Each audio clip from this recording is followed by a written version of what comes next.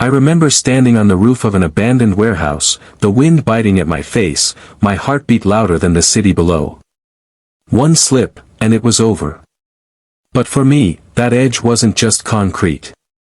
It was my life. My name is Daniel, and for as long as I can remember, I've carried a fire inside me that my family tried to smother. They wanted me polished, obedient, a reflection of their perfect image. But I was never their mirror. I was their fracture. And the night I broke away left scars I still trace today.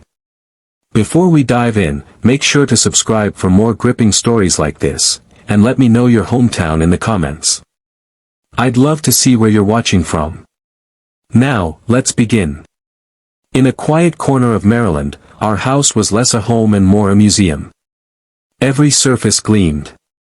Every photo frame screamed success. My parents wore control like a second skin. My younger sister, Elara, was their crown jewel, bright, flawless, every teacher's favorite. Her laughter could melt anyone, except me.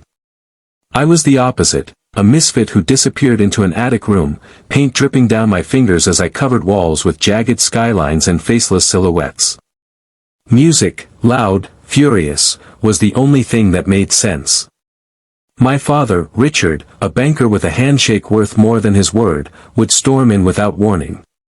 "Daniel, why can't you be more like Elara? Stop wasting time with this nonsense." His voice cut deeper than any blade. My mother, Clara, ran a florist shop but spoke like she was sculpting statues, every word meant to shape me into something I wasn't. "You're embarrassing us, Daniel. We raised you better." But better to them meant silence. Conformity. A future I didn't want. One suffocating summer evening, my father hosted a grand gala for his colleagues. Chandeliers glittered. Guests sipped wine. Laughter filled every crack in the walls. I was dragged downstairs like a puppet, expected to smile. I looked in the mirror before leaving and refused to play their game. Ripped jeans. A streak of silver in my hair. A leather wristband. The truth of me, raw and unhidden. My mother's eyes narrowed like knives. "You look like a criminal. Change. Now." My sister, shimmering in a silk dress, whispered, "Why can't you just make it easy for once?" My father's bark ended the debate. "5 minutes, Daniel. Fix yourself." I caved. I washed the silver out, slipped on slacks, swallowed myself whole.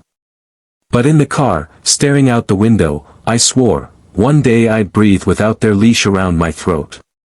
The attic became my refuge. My walls alive with murals. My truth splattered in paint. But their voices never stopped. One night, my father burst in, furious. "Turn that garbage off. Why aren't you preparing for law school like Elara?" His glare was winter. My mother added salt. "We've mapped your life. College, career, stability. Don't ruin it." The word stability felt like a locked cage. My laugh cracked, jagged. I slammed the door on them. Weeks later, I found myself pacing the town square, anger clawing at me, when I heard the rumble of an engine. That's when she appeared. Maya. Perched on a battered motorcycle, hair whipping in the wind, eyes carrying storms and freedom. "You look like you're about to explode," she said, grinning. Maybe I was. Maybe I needed to. She patted the seat behind her. "Get on." The engine roared, and so did I. That ride ripped me open. The wind wasn't just air, it was oxygen. She took me to a rundown bar glowing with neon and scars.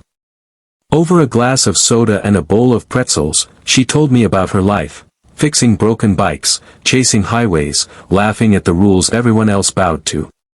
"You ever feel trapped?" I asked. "Every day," she said. "But freedom isn't handed to you. You choose it." Her words sank into me like gasoline on flames. With Maya, I wasn't broken. I was alive. We became inseparable. Midnight rides over winding hills. Our laughter tearing through the silence of forgotten roads. She taught me that rebellion wasn't destruction, it was creation. On a bluff one evening, under a blood-red sky, she whispered, "Daniel, you make every mile worth riding. I want you beside me for the rest of them." I said yes. And for the first time, I meant it. But love meant war. When I brought Maya home, the air froze.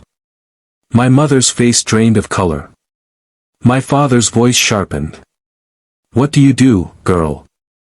"I rebuild lives," Maya said calmly. "And engines." My father sneered. "A mechanic? You'll ruin him." My mother's voice trembled. "Daniel, think of your future." I held Maya's hand. "This is my future." My father's verdict was final. "Choose her, and you're no son of mine." The door slammed behind me, and it never opened again. Maya and I built our own world. A tiny loft. My mural stretching toward the ceiling. Her tools shining in the corner. My fingers painted stories while hers brought engines back to life. Her father, Hugo, treated me like the son I'd lost. His gruff kindness filled the void my parents left. But the past clawed back. One morning, the news hit like a stone to glass. Richard, my father, caught in a scandal. Fraud. Lies unraveling. His empire collapsing. My phone lit up with Clara's name. Her voice cracked. "Daniel, we've lost everything. Elara won't help. We need you." For a moment, the old ache pulsed. Then I remembered every word they'd carved into me. I remembered Maya's hand steadying mine. "You said I was nothing," I said. My voice didn't shake. "Now you see how much I was." And I hung up. The truth later unraveled. Elara had known. She'd protected my father's crimes to save her perfect image. That was their legacy. But mine was different. Now, years later, Maya and I have a daughter, Amelia. Her laughter fills every corner of our home, brighter than any chandelier. We ride the open roads with her tiny arms wrapped around us. Our fire burning free. I am not their failure. I am my own creation. If this story struck a chord, drop your story of freedom in the comments, hit like, and subscribe. Because the only life worth living is the one you claim for yourself. See you on the road.